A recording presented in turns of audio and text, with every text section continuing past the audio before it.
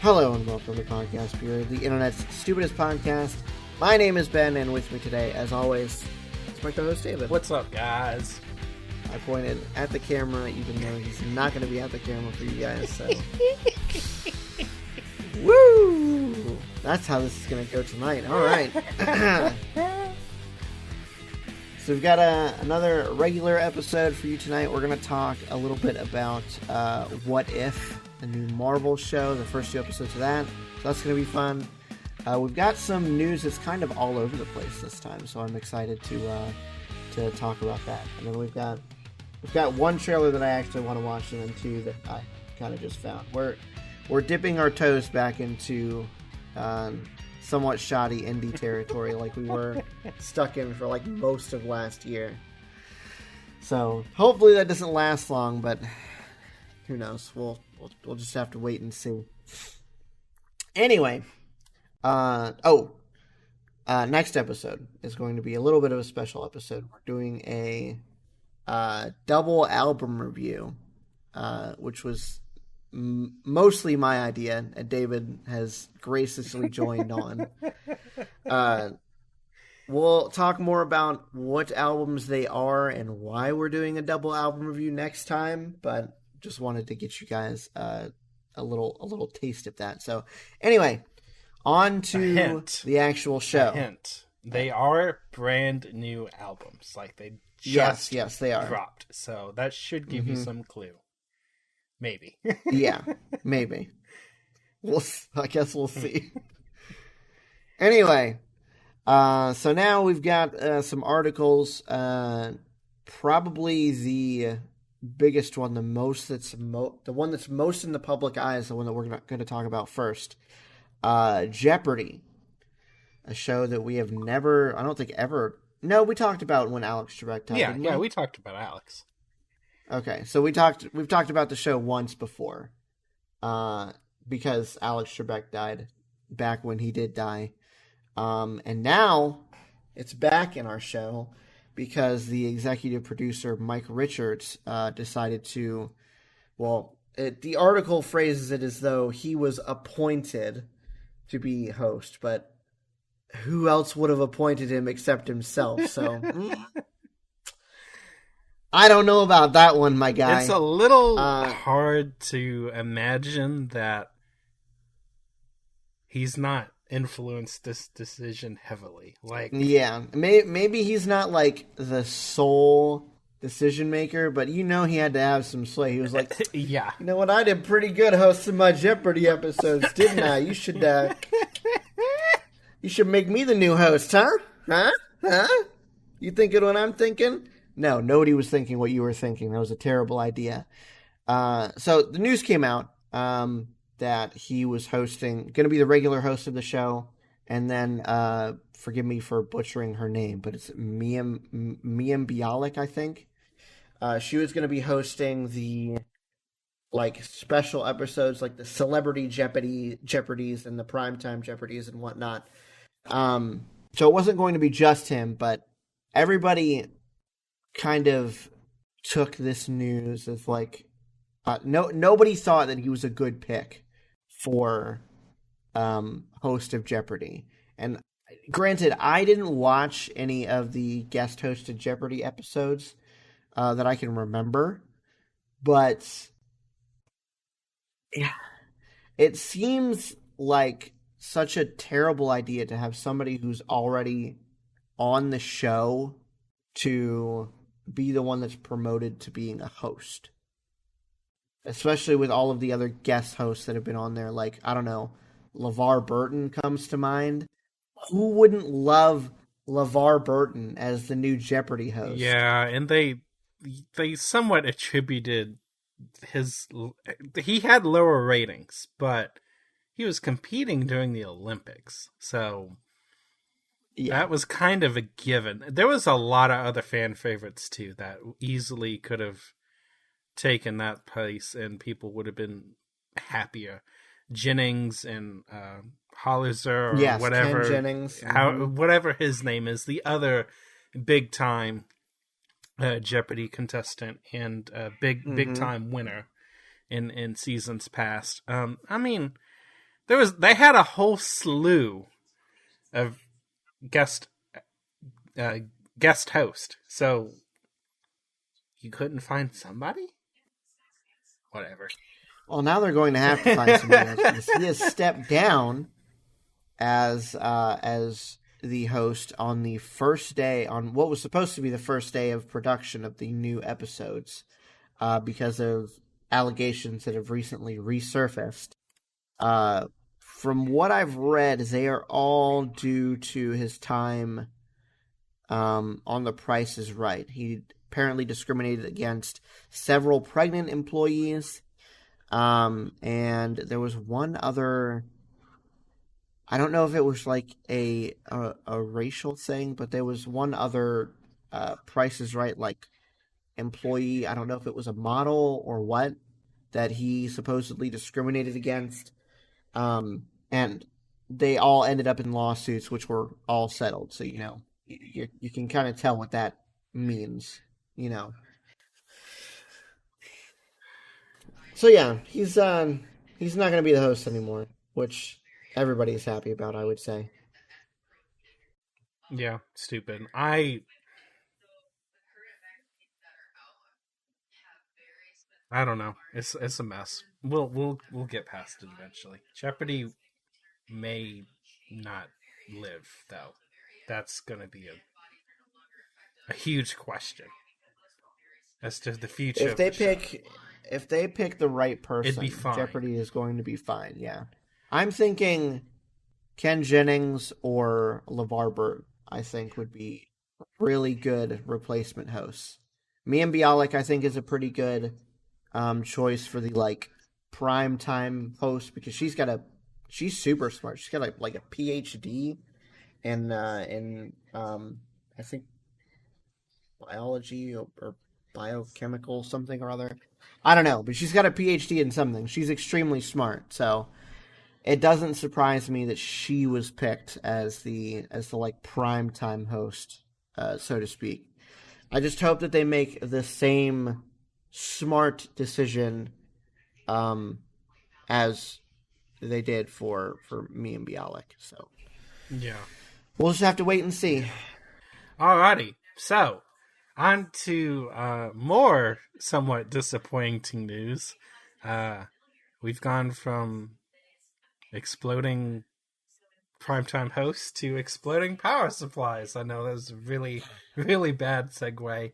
You'll have to forgive me. I couldn't think of anything better than that. But anyways, so it's on here for two reasons. One, exploding power supplies are bad. But two, the way it was handled by a certain major computer retailer is also being called into question. Now, we don't have a lot of specifics about that aspect of the article. I'm sure there'll be more news to come out in the future regarding exactly how this was handled, what Newegg did and did not know, as far as the reliability and or RMA rates on these power supplies. But it came to attention earlier this year. I think it was late last year as well. There was a bunch of complaints of a certain couple of models of power supply from Gigabyte, the GP P850GM and the P750GM variant of the same thing. Specifically around a lot of DOA units, so just being dead on arrival, didn't work out of the box. But also a couple of users that complained. Yeah, that's a good sign, right? But also a few users had complained about just waking up to the smell of blue smoke or whatnot when they turned on the computer, which is a classic smell. Anybody knows that. That's a good thing to turn your computer on to. Yes. Very classic smell, very distinctive. You will not miss that electronic blue smoke if that happens inside your computer. Trust me. So, it was published on a video on YouTube by Gamers Nexus, which is, from what I can tell, one of the most reliable and trustworthy YouTubers on the site. Oh, Like, 100%. if he says something, I'm going to believe it. There's a reason he is called Tech Jesus. Exactly. So, if anything comes out from their publication, it's going to be factual, at least to the best of their knowledge. If there's any information that somehow got misrepresented by maybe a contaminated sample size or anything like that, if they find that this is not correct and new research comes to light that, okay, this isn't as big of a deal as they suspect it is, I'm sure they'll rectify that too and put out a follow-up video and edit the original probably as well, downgrading the seriousness of the situation. But from their testing, it showed 50% of their units failed, specifically over current protection, or OCP, which in a nutshell basically means if somehow, some way, you're pulling more power from your power supply than it's designed to, at some point it is supposed to shut itself off. That is to protect the internal components as well as the wiring inside, because those wires are only meant to draw so much. So if you're overdrawing, you could cause a fire by heating it up to the point where the wiring can't handle it, or B, potentially through the significant heat that would incur from overdrawing something from something that isn't designed to handle it. So the actual components themselves could heat up too much. Yep. So, Newegg decided, and we don't know exactly what the deciding factors are, to include this inside their Newegg Shuffle, which was designed to pair components with GPUs so that people could have the chance to buy a GPU specifically during the height of the shortage for MSRP, or at least close to it, but also gave them the advantage of slower moving components. It's a bundle deal. You want the GPU, you're going to get what we send with it. You're going to pay for them both at a slight discount, I believe. I think the slight discount was attached to the attached component. It may have been both for MSRP. I'm not entirely sure. But there was no, you can't take it. If it's part of this deal, you're taking it. So that was a creative way to move some of these power supplies. Well, Gigabyte apparently doesn't like what has come to surface, and they are claiming in some way, and they released a statement that is saying that there was inappropriate conditions during the testing of these power supplies, and that they were being subjected to beyond what they're supposed to be subjected to. And therefore, it is not an issue with the power supply, but it is an issue with their testing methodology, specifically the Gamers Nexus team, because it wasn't just Steve. He's got a whole team working on this. When in fact, a lot of things that had failed within 2 minutes of this load testing, and then some of them passed the load testing only to fail subsequently after the load testing was completed. So it might pass over current protection, pop like it's supposed to, do its internal reset, then get reloaded to like 60% of its rated capacity, which is a very common setting. I'd say that's fairly competent compared to what we're running. I'd say 50-60% is easily something our power supplies are probably doing, and then failed. Oh, yeah, definitely. So that's not a good thing. Not at all. No. Wow. Yeah, good job, Gigabyte. So I think that's the first time we've had something bad to say about a PC products vendor other than like Nvidia or AMD or Intel. it's very rare. Most of the time there's and it's not that they're a bad company, they have something is wrong. They've Yeah, either they've shipped out a bad product this time. and it happens.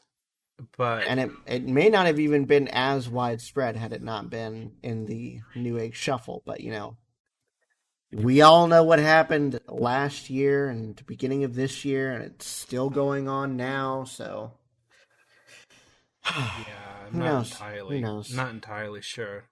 But they're not really addressing it, but they are addressing it. They're not doing a full recall, but they are saying that if you have a unit from blah blah serial number to blah blah serial number, to send it back, and Mm-hmm. they'll exchange it. And the fix from them is changing what the overcurrent protection settings are going to be. So they're lowering it from 150% to 120%.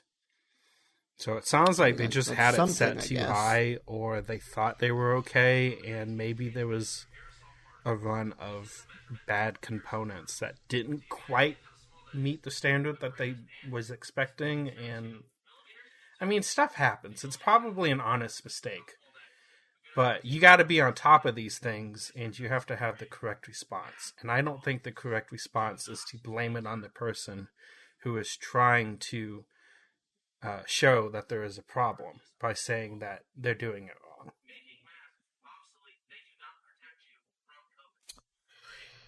wrong. Well, hopefully this new change to the overcurrent protection helps, but only time will tell.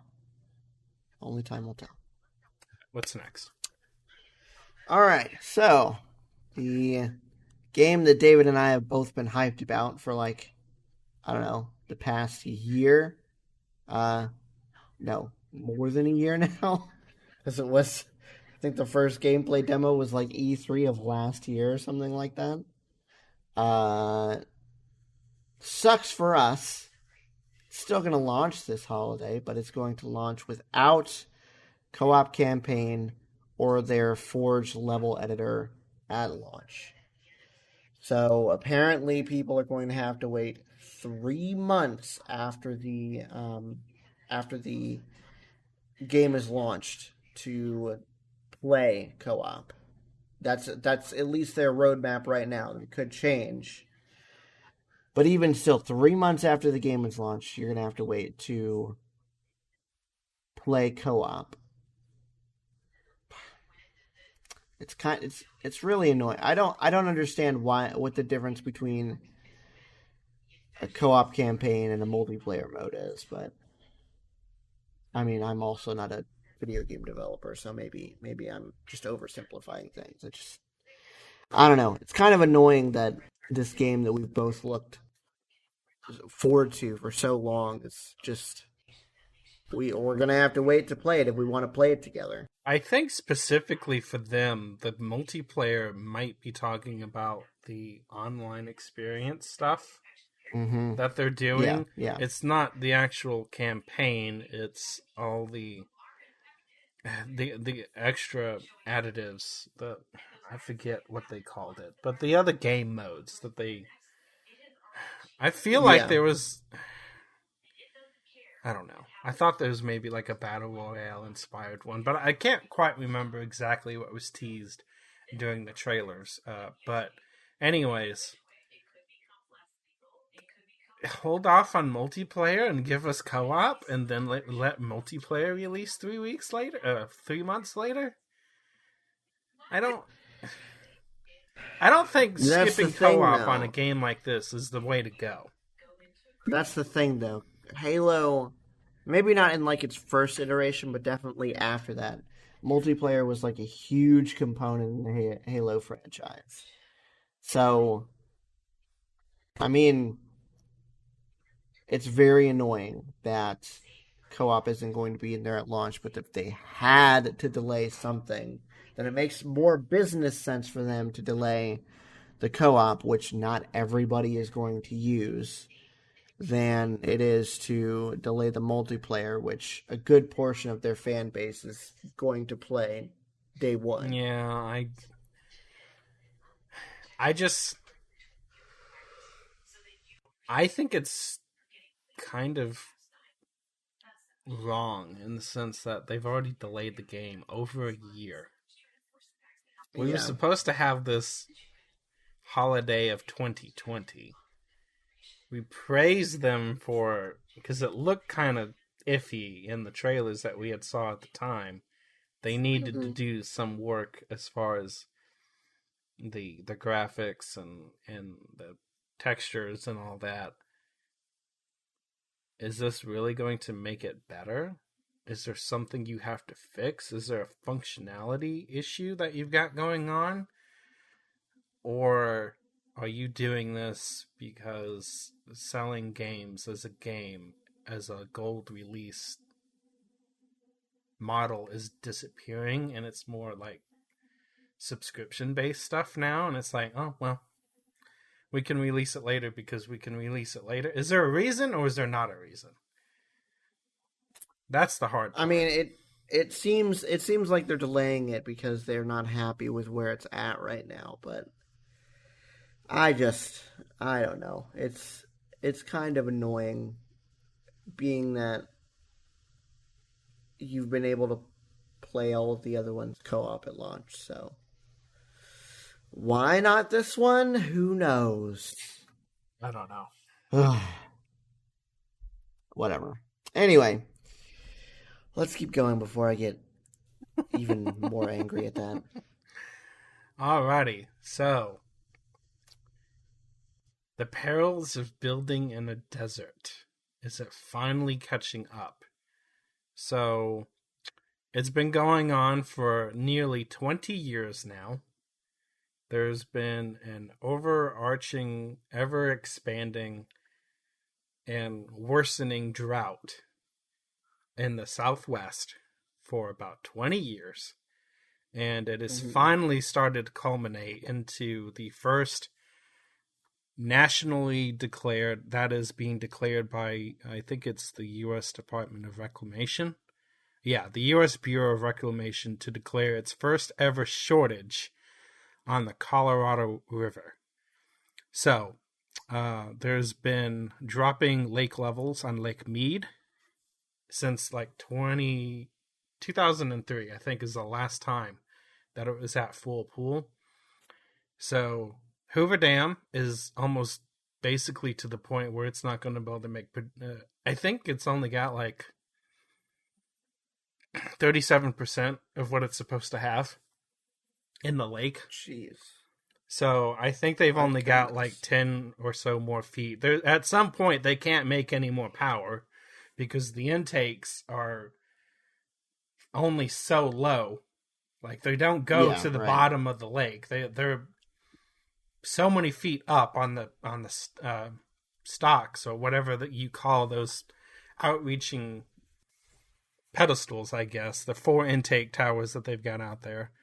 And now everybody is going to have to start conserving a whole lot of water. So Arizona, Nevada, Mexico, and California all rely on Lake Mead for its fresh water.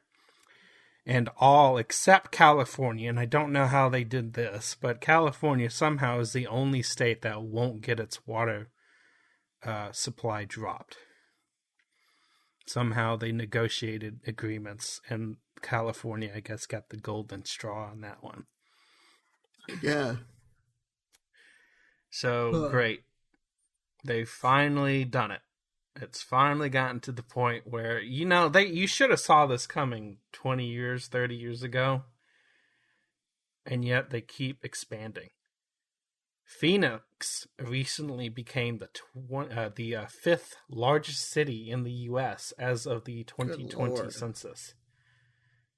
So not only have they built in a desert, but they've continued to expand this entire time while their lake levels and water supplies have been drying up for 2 decades now.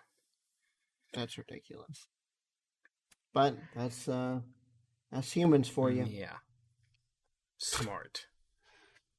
Oh yes, that's the term that I use for humans all the time. Smart. So I'm sure the next war within the States is going to be over water. It's going to be Mad I Max almost Water Wars. guarantee it at this point. This is so stupid. Okay. So I'm pretty sure we talked about this when it was announced, but apparently it still hasn't gone through.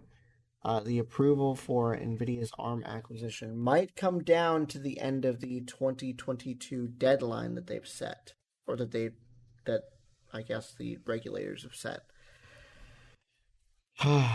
So it's crazy. I am so interested to see where this goes, because if NVIDIA controls ARM, that would give them control and so much money because of the licensing fees to everybody else. Apple still uses ARM architecture. Samsung, Qualcomm, Huawei, Google, Amazon, Microsoft. Basically, anybody that's doing a small form factor mobile chip is going to be using some version of the ARM architecture. So, it's crazy. It's so crazy to me that this could still go through.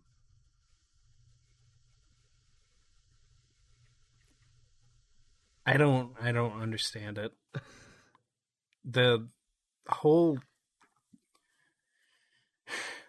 tech conglomerate thing has just gotten out of hand. They've all gotten to the point where it's just all condensed down to basically ARM and Intel and TSMC. Mm-hmm. AMD's making a fight, yes, but they don't make anything. Not officially. TSMC makes it. They design it. Yep. TSMC makes it. Intel makes their own stuff. Apple doesn't. They design it. They don't make it. Nobody else makes anything. They're all designed and made by like 3 people. Intel makes it, TSMC makes it, and Global Foundries. And there's talks about Intel buying that, which used to be AMD's fabs before AMD got so desperate that they had to spin off their own fabrication factories just to save themselves. Oh, that's pretty bad. Yeah, so like there's nothing left. So now you're going to have NVIDIA, which doesn't make anything. Again, they design it. Buying somebody who also designs everything else? Or helps design everything else? Like, I don't understand. You're not going to have anybody left. Architecture around which other people design their chips. So yes, they don't make anything either. They just design it, basically. Design it. So you're taking one designer out of this and giving it to somebody else? Mm-hmm. I don't know what's worse. I don't know if the tech conglomerate has gotten worse or if the entertainment industry conglomerate has gotten worse. Because we're down to basically like 2 or 3 major corporations in the entertainment industry. You've got AT&T, Warner Brothers, even though that's going to be whatever it's going to be now. And then you got Disney. I think... Who else is there? I guess Sony. Sony is their own little thing. I guess it would be the media conglomerate because there is... It's unlikely, but there is the possibility of outside... As long as they all don't get bought up, considering ARM is about ready to be swallowed up. There's other possibilities that some Chinese semiconductor could come in and disrupt the market. And while it's unlikely that it'd have a heavy influence on the U.S. market, just because somebody's going, especially with the military, they're not going to allow anything related with China to be the producer of things for the U.S. military, just because of state security issues and things like that. But as far as technology goes, there is a possibility that somebody else could come in and play disruptor. Whereas the media, you could have a Chinese company come in and disrupt it, but it's highly unlikely considering the CCP. But it also just wouldn't matter for the U.S. market, because who's going to really go for a Chinese media company unless it's specifically geared for American audiences with American actors or English actors or a predominantly English-based audience. I don't think Chinese. Yeah, I don't think Chinese media companies are going to be able to influence that. Probably not. Yeah. So you might be right. It might actually be the media, but both are really sad and disgusting at this point. Yeah, no kidding. All right, let's move away from our dystopia and move into our dystopia, shall we? Oh, goodness gracious. Nothing is positive. What happened? Alrighty, this is actually good news if they actually did this. According to this article, most of the power sector's emissions come from a very small minority of plants. So shutting down the 5 worst offenders. 5%. Yeah, well, 5%. The 5% worst offenders in the electricity carbon emissions sector would reduce our carbon emissions by 75%. Which is crazy to think about. Like 5% of all the power producing plants account for 75% of all the pollution made. Ridiculous. What kind of outdated technology are they running over there? Like, for real. I mean, it'd be more than 5 plants, but what is this? Okay, is this the U.S.'s? Is this worldwide, or is this just U.S.? This is worldwide. Okay. So, the top 10 plants, the top 10 worst plants anyways, none of them are actually located in the U.S. There's one in Poland, one in India. No, sorry, 2 in India, 3 in South Korea, of all places. You got some Taiwan companies in there, China, Germany, and Japan. All have one of the top 10, which is crazy. Most of them, and this is even crazier, because we've got plants over here. TVA, Tennessee Valley Authority, has plants that are nearly 40, 50 years old. And some of these plants, one of them's 3 years old. The one in India makes 27 million tons of CO2. Good Lord. And it's 3 years old. Jeez. And for that 3-year-old plant that makes 27 million tons, it only makes about 4,000 megawatts. What are they doing? Are they burning tires or something? The 9-year-old plant in South Korea, which also makes 27 million tons of CO2, you only got 191,000 tons difference between these two. They make 580,000 megawatts. Well, 5,080, I should say. So they're making 20% more power on a plant that's 3 times as old, because we're going from 3 years to 9 years, for equal amounts of emission. That's good. That's good. So that just shows how bad that one plant is alone. So apparently we've got right around 62,000 plants in the world. 62,500 is the approximate number. If we were to shut around 5% of those, it'd only be 3,125 power plants. which means we'd still be left with 59,000 something. It sounds like a no-brainer to me. Now, the question becomes, and it's a math game that they haven't provided all the information to. Okay, we're talking about shutting down plants, but we're not talking about plant capacities. Are we talking... Is shutting down these 5% of these plants going to cost us 5% of our generation? Or is shutting down that 5% going to cost us like 25% of our generation capability? If it's 5 for 5, then do it. If it's 5 for 10, do it. If it's 5 for almost 30, you've got a lot of stuff that you're going to have to make to compensate for that. Whether it be hydroelectricity, nuclear, or some kind of solar and or other renewable. Yeah. Even if they were to... I mean, I think the best solution would be to...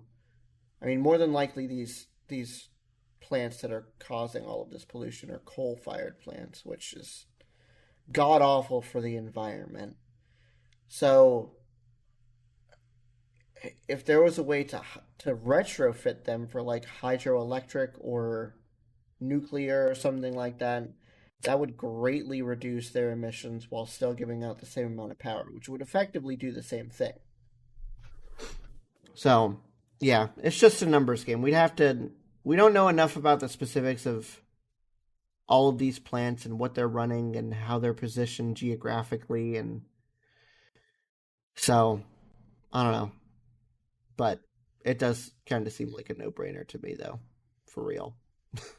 Only nuclear didn't have such a bad connotation with it. Yeah, I know. Like, I get it. It's horrific if something goes wrong. If it goes wrong, it's bad. But when it works, it's like one of the cleanest sources of energy we can have. Until the alternative forms really, really, really make sense, solar, wind, whatever else we can come up with, we're going to have an energy crisis if we continue to eliminate coal and not replace it. And unfortunately, right now, that's what they're doing. They're eliminating without replacing. Mm-hmm. And it's going to bite us in the butt more and more. Texas is a prime example. It failed because it was wind and solar with unprecedented levels of consumption because, it was an unprecedented storm. But it can happen, and had they had the capacity to make power, it wouldn't have been as bad as it was. Mm-hmm. I don't know. It sucks. It all sucks. We've got to figure it out. Yep. Next, please. All right. Now we're moving on to our discussion topics. I know David brought one. Mine is we're going to talk about what if. So do we want to do what if first, or do we want to talk about what you brought? What if is such a positive note. I think we should end on that. Okay, that's fair. This is kind of more negative Nancy nonsense, depending on how you want to spin it. I mean, you're not wrong. So, Ben, I know your feelings about the Cheeto. Has your feelings soured a little bit towards our current commander-in-chief, given what is happening in Afghanistan? Specifically, basically throwing away 20 years of nonsense. And in the time frame of like 2 weeks, it completely I am not going to sit here and defend any president, because there is no perfect president. There will never be a perfect president. Biden is the president that I voted for. He's not perfect. And if he does something that is worthy of complaining about and talking about, then we're going to do it. Fact of the matter is, this is just Joe Biden executing on a treaty that Donald Trump signed while he was still in office last year. So, can I blame Biden for following through on the agreement that was already made when he was in office? No. Can I blame Biden for taking out the troops and having Afghanistan fall? No, because we shouldn't have been there in the first place. The only reason we were there for as long as we were was because we spent so much freaking money there that people were like, oh, we've spent $10 bajillion over there. We can't lose it now. We left, and it instantly went to crap. Instantly. So we wasted 20 years and untold amounts of money. $2 trillion publicly. God only knows how much behind the scenes. It's so stupid to think that people are blaming Joe Biden for this. Because, like I said, one, he was just following through on something that Trump had already set forth. And two, it needed to happen anyway. We did not need to be in Afghanistan for as long as we were, let alone at all. I mean, did it bring up our country's morale to bring down Osama bin Laden? Absolutely. But in my opinion, it should have stopped there. What was the point in us staying there after that? Clearly nothing if it was literally going to implode upon itself. Literally within a few weeks. Not even a few weeks. It took like a week. I'm pretty sure it was happening when the last remnants of the troops were still there. Oh yeah. No, they were still trying to, and this is where I think, I'm not going to say blame, but I think this is where responsibility should have been taken. Should we have left? Yes. Should we have been there? Probably not. Did we need to go? Yes. Was it too long? Yes. I agree with all that. I'm not saying we should have stayed. Probably shouldn't have been there to begin with, but I'm definitely not saying we should have stayed. Because enough's enough. 20 years we've spent there, and it implodes within like a few weeks. That tells you that it was never going to be taken care of. The issue was never going to go away. It didn't take 3 years or something, or like, oh, well, we've been gone 3 years now. Should we go back just because it imploded? We literally didn't even get out and it imploded. So, we had to have people airlifted off of the U.S. Embassy in Afghanistan. No, and this is where responsibility needs to be taken account of. I don't care whose plan it was. Whether it be potato chips sitting in the office still, or whether it be Biden. I'm trying not to insult him. He is our current president, but it was very hard to insult both of them. We insulted the last president. Don't worry about it. Dementia Joe and Cheeto, whoever you want to blame it on, they should have taken more responsibility. Things should have been put into place to say, okay, we're leaving. Goodbye. Good luck. By the way, until everybody that we need to take with us is gone, we're not leaving. The minute the last person is outside the embassy and out of the country, we go bye-bye. That's where we effed up. That is where we effed up. We didn't take care of the business that we needed to take care of to safely evacuate. That is where the fault lies. I suppose I could see that. But the U.S. Embassy is there to protect the people of the U.S. that are in that country. Which we failed to do. So, yeah. That is where I think responsibility needs to lie. Not that we shouldn't have left or anything like that. If the country implodes, okay, that's their issue. It never should have been our issue, but it became our issue because of things. I'm not saying we should go back. I'm not saying we should never have left. I'm saying we should have left house more efficiently and more securely. Yeah, I'll give you that. Because 20 years wasted is definitely not a question at this point. It's totally wasted. Oh, 100%. It's never going to work. Absolutely ridiculous. I mean, like I said, I think that getting Osama bin Laden was definitely a boost to the whole country's morale, but I'm not even sure if everything up until that point was even worth that. Because that was still... What year was that? That was when Obama was still in office. 2009, I think, is when they finally got him. Yeah, so that would have been 8 years. 8 years, and that was it. But we stayed there for 12 more years. If David's numbers are correct. I'm pretty sure it was 2009 that we finally got him. It sounds right. That sounds right. I just... That feels like a failure on both sides. Okay, I was wrong. It was May 2nd, 2011. So I was 2 years wrong, 2 years off, but still. Okay.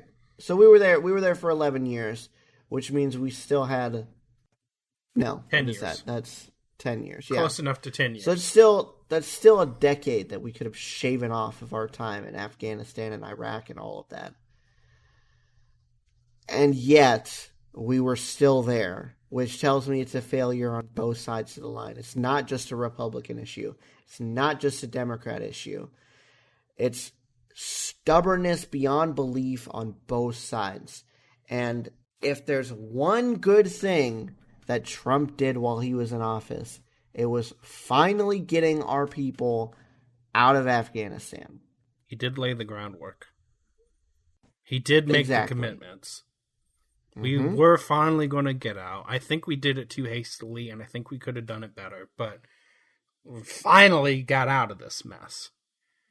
And we didn't get into any more messes, shockingly. Hopefully that means that we can direct our attention, instead of everything out there, we can direct everything maybe more inwards, like it should have been in the first place. You know, all of our other issues at home, like homelessness and income inequality and racial inequality and all that other stuff that we started talking about last year.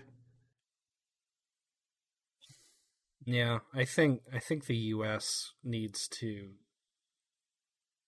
I think the U.S. needs to go back to the attitude we had before World War II,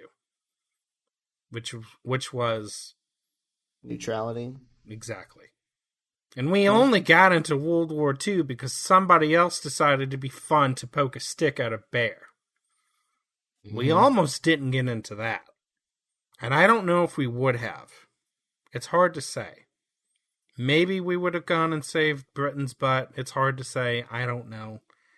But unless a direct ally is under attack and facing massive genocide or something, or it's the U.S. itself under direct attack, I think we just need to stay the heck out of it. Take care of ourselves and be damned with everybody else. If everybody else wants to blow themselves up, as long as it doesn't effectively direct us and or our allies, stay out of it. Let the United Nations take care of it. If it's a genocide issue or a humanitarian issue, that's what the UN's for. Let them decide. If they want to take care of it, go for it. That's I think the worst thing that's happened to this country since all of that happened. I'm not sure when the switch happened. I can't pinpoint an exact date or an exact time frame. But once the U.S. decided that it was an imperialist power instead of just a neutral power, was when everything just turned awful. The Cold War, all that other stuff, Desert Storm, Vietnam. Uh-huh. Yeah. The Kennedy assassination, Vietnam. That's the start of it. Because Korea was a UN endeavor. We were there because the United Nations asked us to. That Mhm. wasn't the U.S. went to go do something because we decided to. That was a United Nations call. Vietnam was us, and I think that's the start Yeah. of it. Everything after that and everything after that has been a total waste of time. We lost in Vietnam. Didn't really do anything during the Gulf War.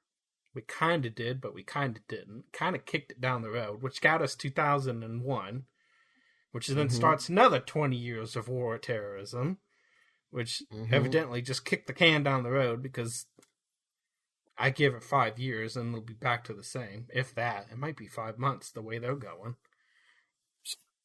Sure. Just stay out of it. Yeah. We'll just have to... That's what we should have done all along, is just stay out of it. Anyway. Can we end on a positive note? Let's get into the entertainment side of our episode now. Finally, something entertaining? Woo! Oh, man. So, David and I watched the first 2 episodes of the Marvel show, What If, which as I remember, you weren't super happy with how the trailer looked. So I'm kind of interested to see. Absolutely not. I was very upset with the trailer. It made it look, as I recall, my specific complaint was, it made it look like we were just going to turn everything upside down and unravel what has been done and complicate what I had finally figured out after years of trying. I finally figured it out. And you were going to do this to me? I was like, no, absolutely not. But let's get past what we need to do, and then we can go back to thoughts. Okay, so let's talk about the first episode. What if Captain Carter were the first Avenger? During World War II, Steve Rogers is chosen to become the world's first super soldier, but is wounded by a Hydra spy before he can receive the super soldier serum. SSR agent Peggy Carter kills the spy and volunteers to receive the serum herself. She's successfully enhanced, but is banned by combat by SSR leader John Flynn after she takes the Tesseract from Hydra with a vibranium shield created by inventor Howard Stark. Flynn reluctantly promotes her to the combat role of Captain Carter. Stark uses the Tesseract to create a weaponized armored suit for Rogers to pilot as the Hydra Stomper. Carter and Rogers fought in many battles until he goes missing while attacking the Hydra chain. Carter and her allies find Rogers when they infiltrate a Hydra base and see Red Skull using the Tesseract to open a portal and summon an interdimensional creature which kills him. Carter enters, closing the portal to force the creature back. Almost 70 years later, the Tesseract opens another portal, which Carter emerges from, meeting Nick Fury and Clint Barton. So I think the most surprising thing about this episode was not that Captain Carter became Captain America or the first Avenger or whatever you want to call it, but the fact that Steve Rogers basically became Iron Man. If that wasn't the coolest thing that you have seen in the MCU so far, you are lying to me. That was so cool. That was pretty cool. It was like, oh, wow. So we're not... Because it almost felt like, oh my God, what do we... Like, Captain America being Steve Rogers wasn't that big of a deal. It wasn't him being Captain America that made him a great person. It was because it was Steve Rogers. It was his attitude and his mentality. That was arguably the greatest asset of Captain Rogers, basically. Well, Captain America. I'm mixing my names, but you know what I mean. Mm-hmm. And it felt almost ashamed that we'd lose that opportunity. But no, we just make him Iron Man now. He still gets to be the humble person that he is, and we also still get to see him kick some butt. And it's like, yes, This is perfect. I'm okay with this. And then we get to see Captain I Carter. I loved that little twist. I'm glad that it was that this was more different than what if Captain Carter was Captain America, and then it just played out to be almost the same thing. I'm glad that she actually got the Tesseract. It influenced the plot in a way that we didn't see anywhere in Captain America. I mean, we saw Red Skull use the Tesseract to make weapons, but Howard Stark used the Tesseract to make Iron Man like 50, 60, 70 years before Iron Man was even conceived to be a thing by Tony, which is the coolest thing. And I'm sorry I'm like harping on this point, but that's probably like the best part about this episode to me was that Steve Rogers became Iron Man. That was so cool. Yeah, I found that very interesting. It was very... I liked how they did that. You're right. It could have been just, oh, well, now she's Captain America, Captain Carter, whatever. They gave her Captain Carter was her title, so I guess that's what we need to stick with. Well, yeah, because she wasn't necessarily American, though. She was from England, so that would have to be a change. And they did a good job with the shield, too. They changed it to the English flag, whatever the English flag is called. I'm sorry, our English viewers, that I don't know that. But anyways, yeah, no, it was really, really good. I like this episode. I'm glad this was the first one. It opened on a really good note. I'm curious, did you happen to be inspired? I would have if I had enough time probably to do it with the second episode too. Did you go back and watch Captain America, the First Avenger, just to see the comparisons and differences like I did, or did you? I remembered most of the major plot points in Captain America enough not to do that. I can see why you'd want to. I did. I totally went back and watched Captain America.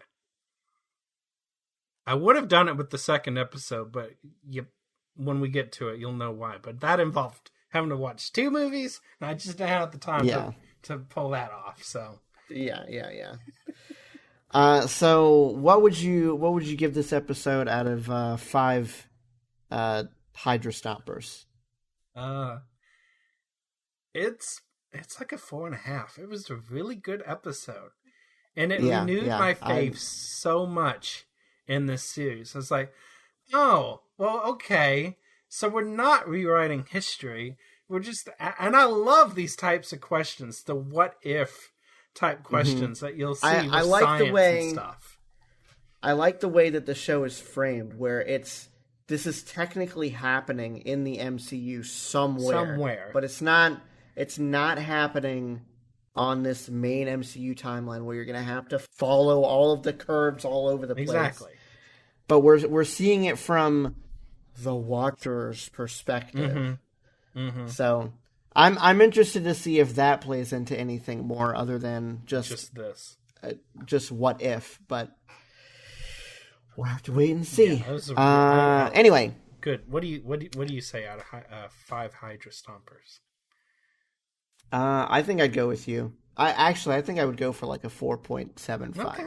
I can't give it a 5. Can't give it a 5. Okay. But I liked it a lot. Agreed.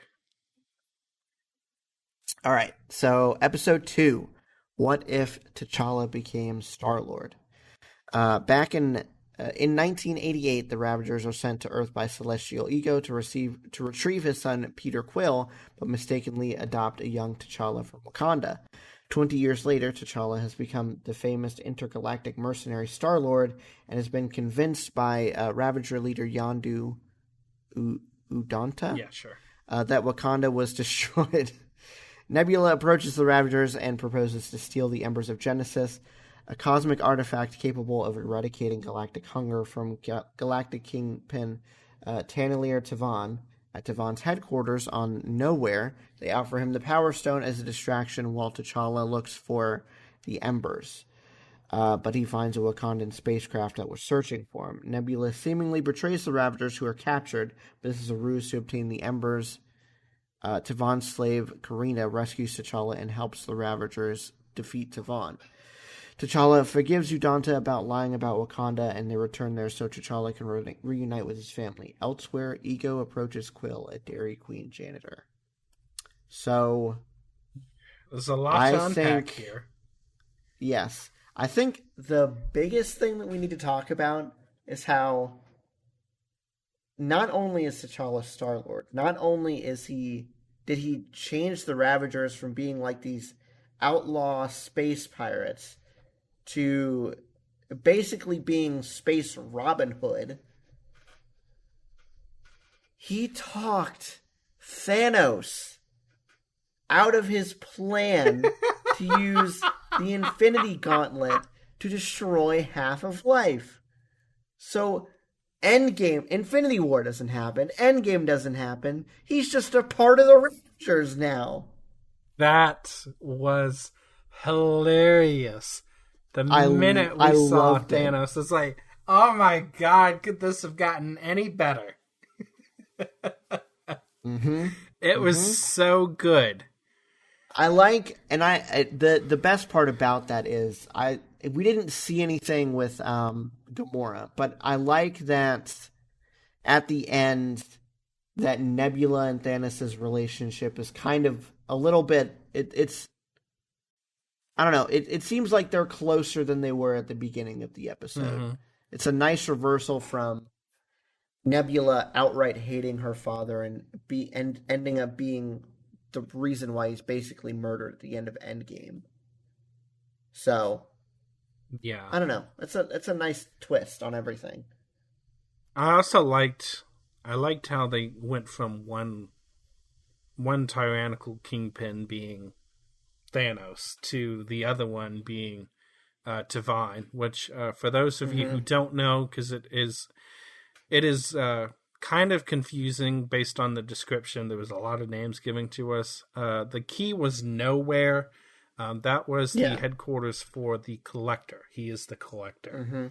Not easily deciphered from that lengthy introduction of characters, but I think you could pretty much keep everybody together. The one thing that I found interesting as well, until it was cleared up at the end, was the Wakanda issue. The fact that, he had claimed and told T'Challa that war has struck again, and this time it was Wakanda that fell, which I was like, did T'Challa leaving really cause that much, disruption? Like, when we meet him, he's just about to become king.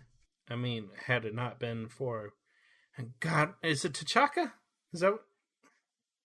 I think it's T'Chaka. I believe so. His father being killed in that bombing, and I forget what city that was. But anyways, that was like, oh my goodness, really? So Wakanda's gone now? Who's got all that power? And it's like, oh, no, they're not gone. They're okay. They're just missing their prince. Which, makes a lot more sense. I was like, oh, so what does that open up? Like, who got a hold of all that vibranium technology? Hopefully it's not China. Yeah, no kidding. And we should mention that this is Chadwick Boseman's last performance as T'Challa, too. So it's not an impersonation actor. It is actually him. Yeah, it was nice. Performing as T'Challa in this episode. And I think he's in some future episodes, too. So it was it's a nice, bittersweet thing. It was a nice little... They did a nice little dedication to him as well at the end of the episode. So that was nice. I'm definitely going to miss him as far as the whole Black Panther series is going to go. It'll be interesting to see how they continue forward with that. I really just hope they give it to frickin' what's her name? His sister. Can't remember her name. But anyways, because I don't want them recasting T'Challa at all. Like, I'm pretty sure they've already said that they're not going to, and I'm with you. I hope they don't. That would be a terrible, terrible idea. Now, you mentioned that you thought he was going to be in some future episodes. Like him? Yeah. Mm-hmm. Well, it says, I'm looking at the Wikipedia page. It says Chadwick Boseman as Star-Lord, T'Challa, and other variants of the character. He's a recurring character, apparently. So it's him in all of it? Yeah. Okay. Mm-hmm. I was going to say, did they get a voice actor?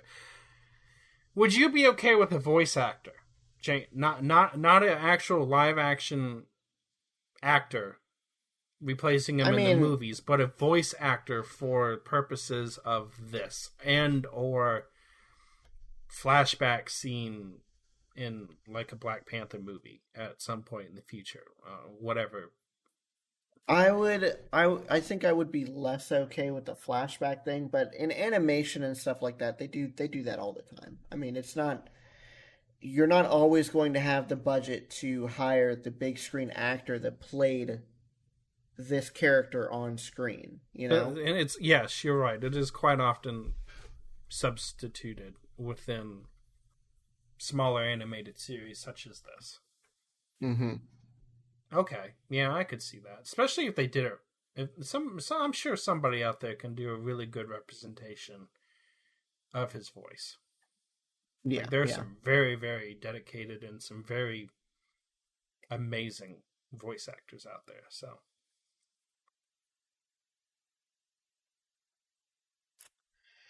yeah, So let's see. Out of 5. Reform Thanoses. How many?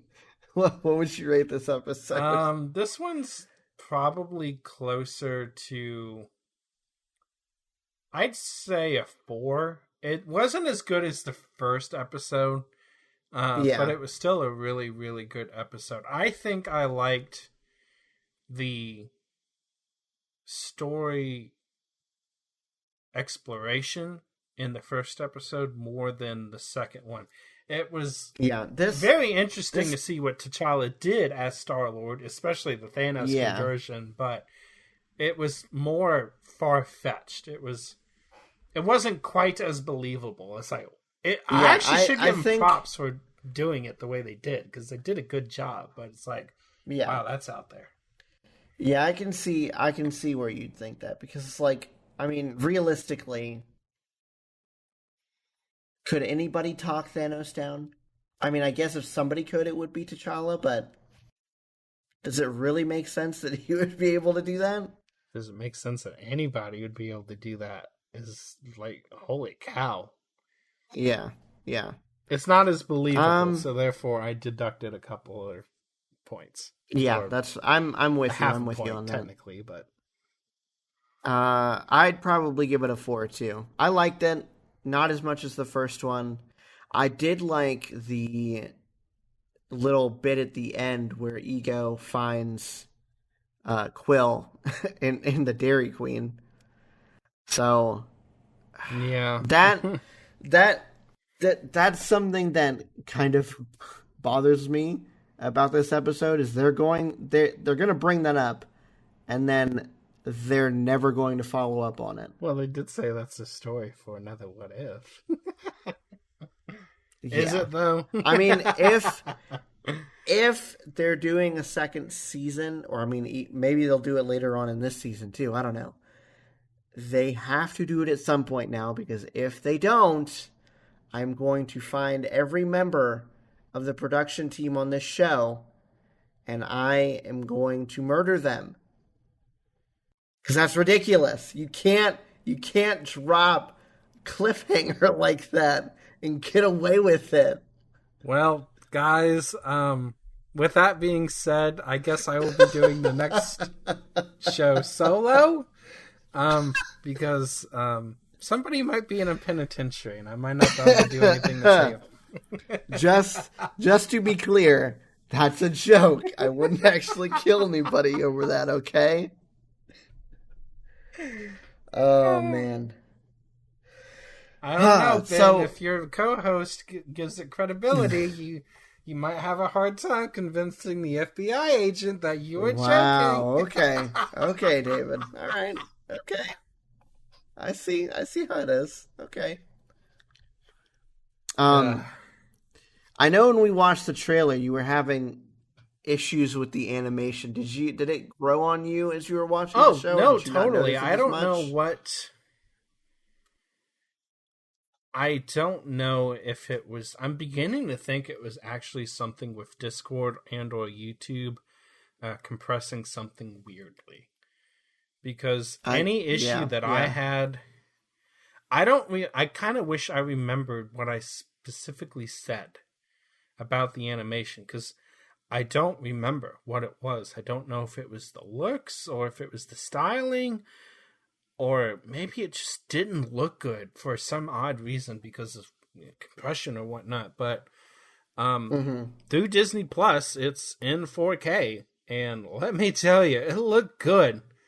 Now that I actually have a 4K television to experience such wonders in detail, I wonder how I ever survived with pleb DVDs of these movies. Or any movie for now that you matter. can experience the difference.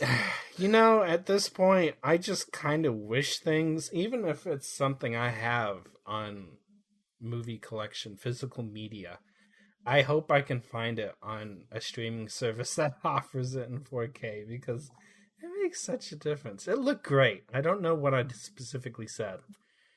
That's why I like my 4K Blu-ray player. I mean, I don't have very many 4K DVDs, but man, when you get them, mwah, it does look good. Beautiful. It does look good. Yeah, no, it's totally not an issue. The only issue that I really have left with it now is going to be the length of the episodes. I almost wish they were a little bit longer. That's fair. I want more That's fair. of it. That's fair. I want more. All right. Let's move on to our final section of the night. The trailer section. We've only got 3 this time because there wasn't a whole lot. But I mean, you get what you get. So if you haven't listened to our show before, this is how our rating system for the trailers goes. We're going to watch it, and then we're going to say whether we'd watch it in the theaters, whether we wait for rental, wait for a review, or whether we wouldn't see it at all. Let me just tell you, if we say that we don't want to see it at all, it is bad. So, there's your fair warning right there. All right, so first things first on the docket, we have got the final trailer for The Eternals.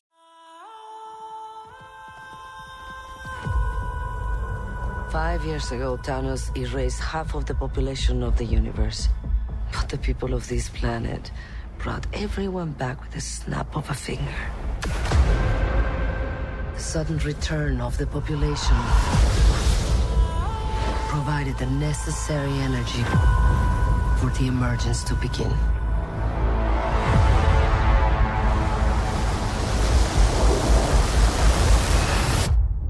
How long do we have?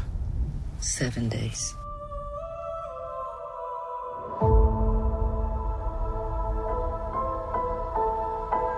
We're Eternals. We came here 7,000 years ago to protect humans from the deviants.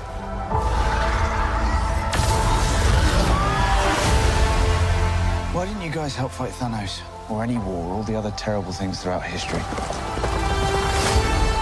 We were instructed not to interfere in any human conflicts unless deviants are involved. By who?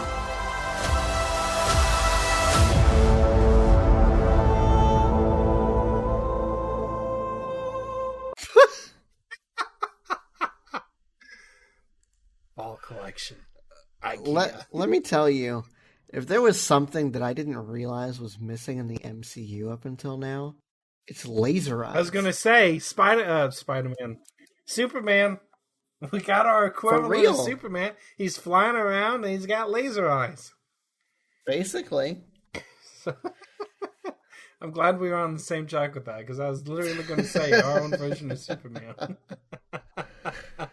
I'm interested. So this trailer raises a couple of questions. One, we finally know that the movie is going to answer the question, why? Well, I guess it answered in the trailer. Why didn't you interfere with Thanos? Why haven't you interfered with anything in human history? Because of the deviants, whatever those are, these creatures that come from who knows where and threaten the existence of humans that these guys are supposed to protect us from. And then two, what is that thing with the 6 eyes that's just standing in as like a monolith in space? I have no idea. It answers questions and it raises even more. The only thing that it reminds me of is Galactus, but Galactus has never looked like that, as far as I know. So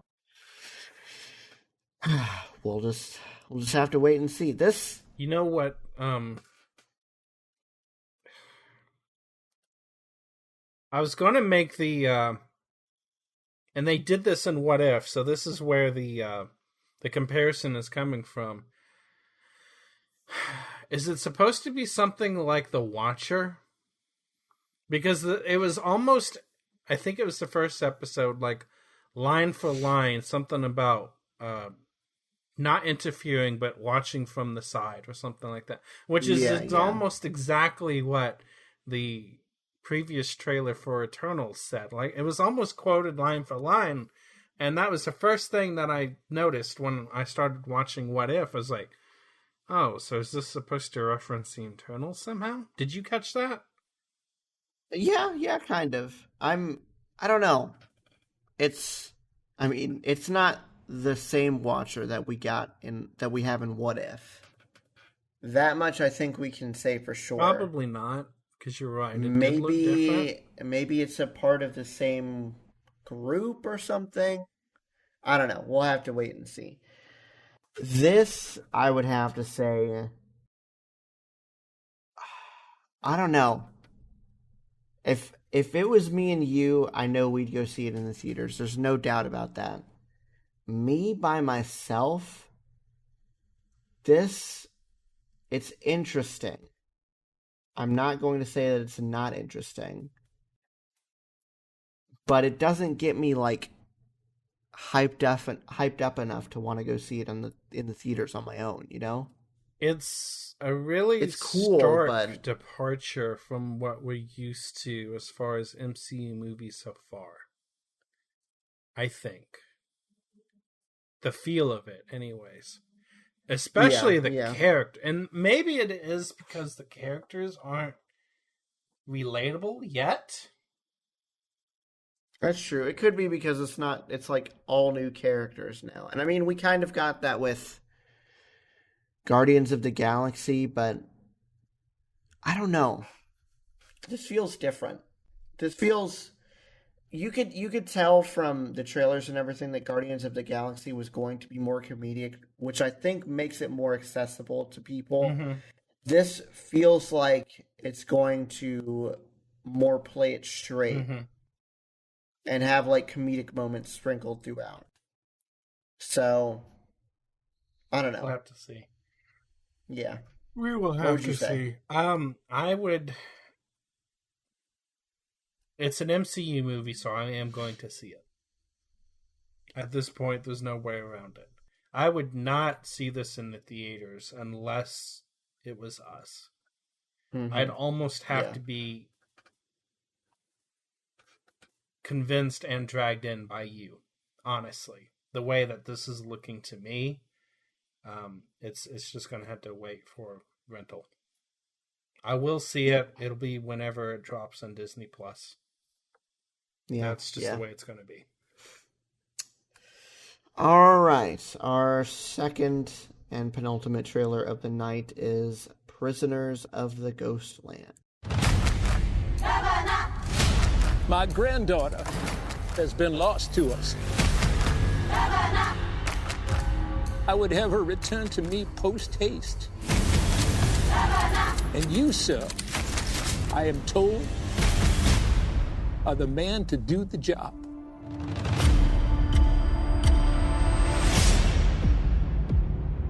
Each arm is equipped with an explosive device.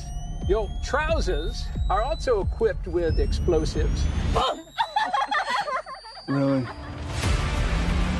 Just beyond the point where we now stand lies a highway where evil reigns. What is this? At the end of 5 days, if you have not returned with Bernice, well, I think you get the idea, son. Godspeed. What? What did I just watch? That's a wait for a review for me. I don't confused. I don't know what I saw.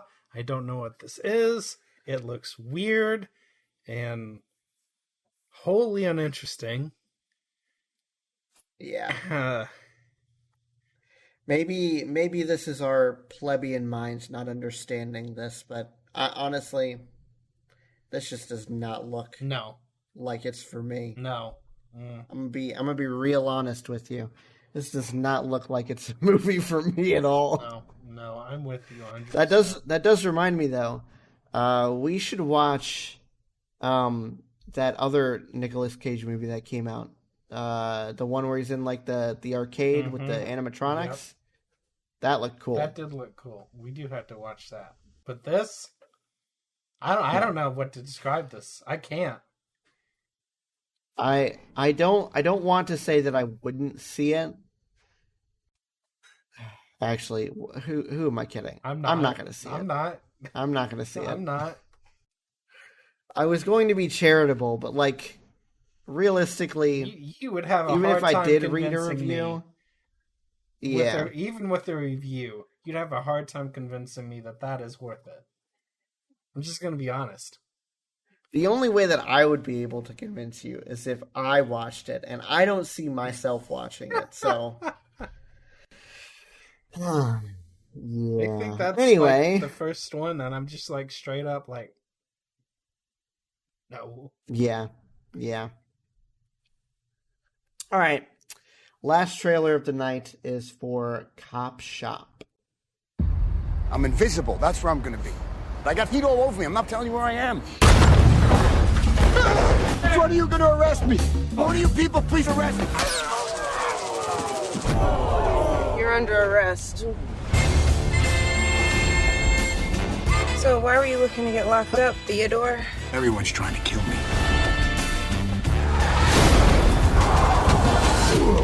He nearly killed us. What'd you do? I did what I had to do. To get to you, Teddy. The legendary Bob Vidic. You're a psychopath. I'm a professional. You pissed off the wrong people. I'm gonna kill you. Drop that gun. No one kills anyone in here. You say you fell? Yeah. Well, to clarify, I shot him in the head and then he took a little tumble. Hola! How bad is it? Are you an idiot, Teddy? Anthony Lamb. I'm going by the more friendly and less formal Tony these days. Clear off my contract. No can do. This contract is free fire, as there are competing parties for one Theodore Moretto. Bob, are we going to duel to the death? That was all right. Especially comparatively. Comparatively, it was fantastic. Yeah, it was. That's true. It was hilariously stupid and comedic, and I liked it. It was. I would still have to say this one's probably a wait for a review, but it does look good. I think if this were to pop up on one of the streaming services that I have, on like a day where I didn't have anything to do, I'd probably watch it. That's a fair assessment. I could buy that. I'll stand behind that. Wait for a review for sure. Mm-hmm. It did look good though. Just not sure it's my cup of tea. Clarification, if you can. I'm not entirely sure if I'm reading this correctly or not. Did he get arrested to save himself from everybody that was trying to kill him? What was that? Yes. Okay. I thought so. Yes. Uh-huh. So that was intentional. Uh-huh. Okay. Just making sure I got the plot figured out. Yes. Anyway, yeah. I think that's where we're going to leave this episode, guys. Thank you so much for listening and or watching wherever you happen to be right now, consuming our content. Please be sure to leave a like, subscribe, turn on the notifications on YouTube. And if you're listening to us, be sure to leave a rating on whatever podcasting platform you have to be listening on. And, yeah. See you guys next time. Bye-bye. Bye, guys.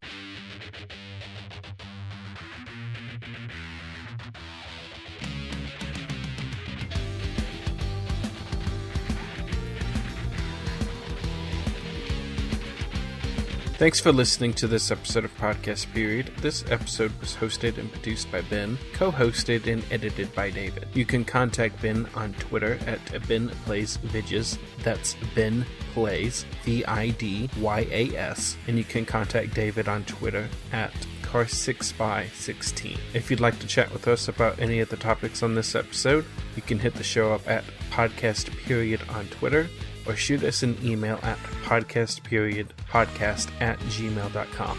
That's all for this episode. We'll see you next time.